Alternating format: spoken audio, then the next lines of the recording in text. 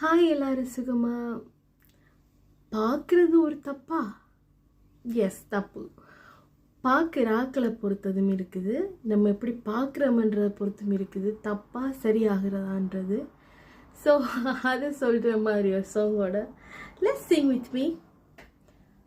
உன் பார்வையில் ஓராயிரம், உன் பார்வையில் ஓராயிரம் கவிதை நான் எழுதுவேன் காற்றில் நானே. உன் பார்வையில் ஓராயிரம் கவிதை நான் எழுதுவேன் காற்றில் நானே.